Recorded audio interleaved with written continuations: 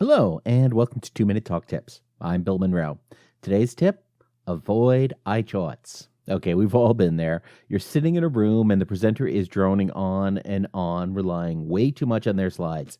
Then they get to one that is filled with numbers and texts, and the presenter says, "This is kind of an eye chart." And you're sitting there, squinting your eyes, trying your best to figure out just what is on there and make sense of it, and really just try to read anything.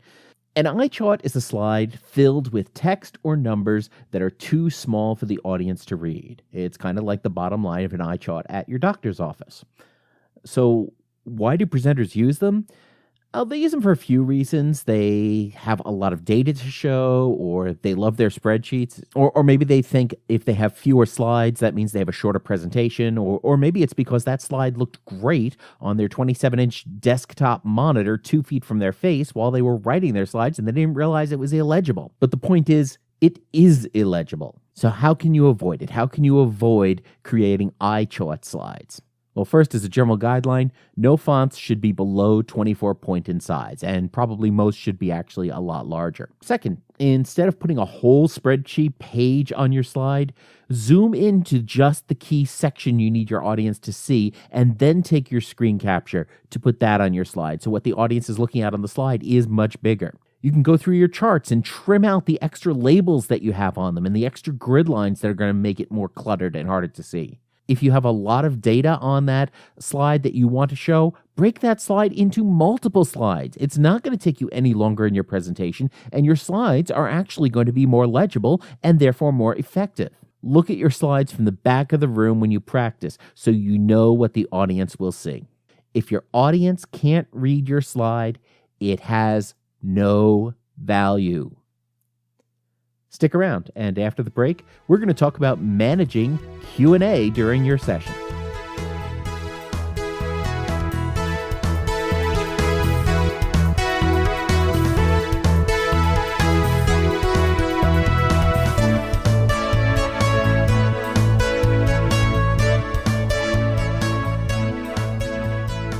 One day, I was training a group of salespeople on the features of a laptop.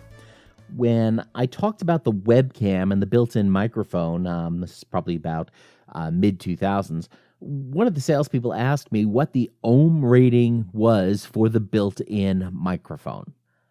Now, at the time, the quality of built-in microphones made them suitable for maybe casual web chats, but not real recording.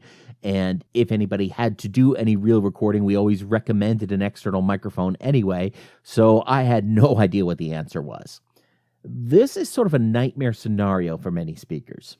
Q&A, or questions and answers, is still a vital part of a presentation, however. You want your audience to ask questions and to engage with you. So let's talk about how you can manage that to be most effective. The topic of managing Q&A can go in so many different ways, and we're going to talk about Q&A a lot more in future episodes. This week, though, I want to talk about 4 aspects of managing Q&A. First, you should generally accept questions during your session. Second, you don't have to take all the questions. Third, sometimes you may get stumped and you have to be prepared for that. And fourth, questions are a good thing. First, generally, you should accept questions during your presentation. Have you ever been to a meeting or presentation with maybe 30 people in the room and the speaker says, "Please hold all questions to the end"? How does that make you feel? Are you more or less likely to think highly of that speaker? Are you more or less likely to ask your question? And of course, if you are certain you are going to ask a question at the end, once you have that question in your mind, how much of your attention is going to be focused on that speaker versus how much of your attention is going to be focused on keeping that question in your head? Is the rest of the speaker's content confusing now because you don't have an answer to that question yet? Think about your experience at a presentation where the speaker puts all questions off until the end. That's how your audience feels if you do the same thing. Look, if your audience is going to be larger than 60 people, it may not be feasible to take questions during your session. But in a smaller group, definitely take any relevant questions as you go. Second, that doesn't mean you should take all questions. When someone asks a question, ask yourself, is this question on topic? If it is related, go ahead and try to answer it.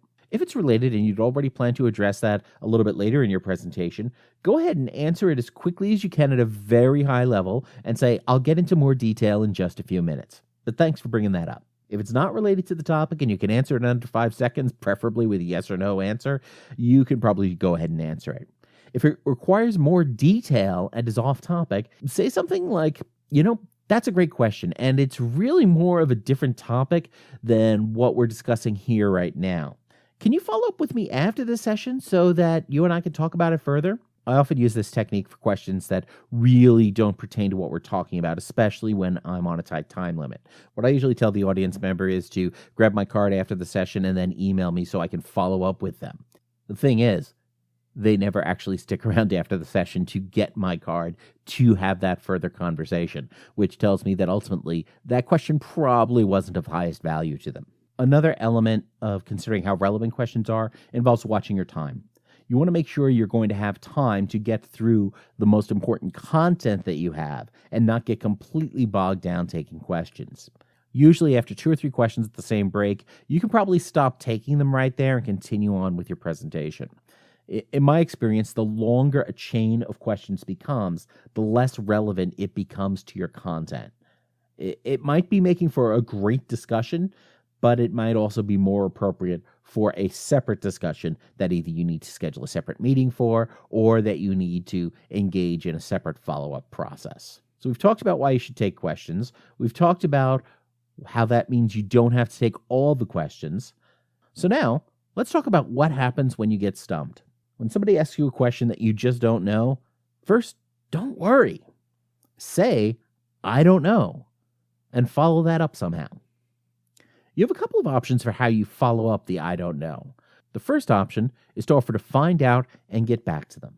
That usually works really well. Second, you can just throw it out to the audience and say, does anyone have the answer to that question? The audience wants you to succeed, and they're going to want to help out. If they have the answer to that question another audience member asked, somebody there will want to volunteer the answer. They probably just want to show off a little bit. This is a great way that you can involve your audience even more in your discussion.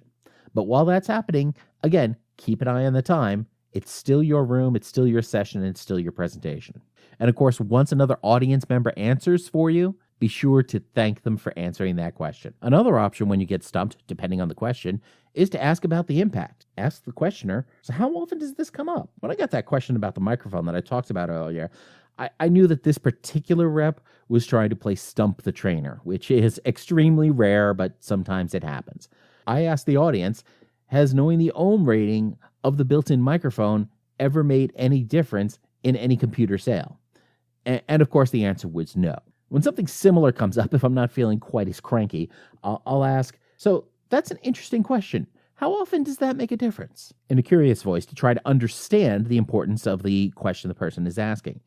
Most of the time they say, well, it doesn't actually come up. If they say something else and say, well, yeah, it comes up a few times, well, I've learned something that now I know, A, this is an issue, and B, this is something I need to be prepared to discuss in future sessions. That's one way to approach what happens when you get stumped. Fourth, another key thing to keep in mind about questions, though, is that questions are a good thing. Worse than having an audience member try to stump you is when your audience doesn't pay any attention to you at all, and yet when they are asking questions, they are engaging with you and they are engaging with your content. And that's really what you want them to do, because the more engaged they are with what you're talking about, the more impact you are having with them, and the more likely you are to achieve your goal, whatever your goal happens to be. Audiences who ask questions also give you an opportunity to clear up any misconceptions before you all leave the room. You want your audience to go out with an accurate impression of what you said, and questions help you ensure that that happens. Questions from your audience also give you an opportunity to reinforce the points that you want to make, and to take that question from the audience and expand on that and tie that back into the main points that you initially wanted to make. The questions the audience ask also help you understand how well they understand what you're saying. If this is a presentation or a topic you will be conducting again, either later in the day for a different group of folks, or if you're going to a different site to conduct a similar sort of presentation, you can use those questions that they ask to inform any improvements that you want to make in the future. Asking questions can be an unintentionally more honest form of feedback than even a post-session evaluation form. And of course, asking questions gives your audience members a chance to shine and to feel good about themselves and to feel that they've been heard, especially when you thank them for asking such great questions. So that's my overview of Q&A. There's a lot more to handling questions that I'll be talking about in future episodes. In the meantime, how do you approach Q&A in your training sessions? What's the most challenging Q&A you've had in a presentation? Let me know in the comments section for this episode at 2minutetalktips.com. Do you enjoy listening to 2-Minute Talk Tips? If so, please leave a review in the iTunes podcast store. You can also subscribe to 2-Minute Talk Tips in your favorite podcast app so you never miss an episode. That's it for this week. I'm Bill Monroe. Avoid those eye charts and manage your Q&A. Practice your approach and don't get best, get better.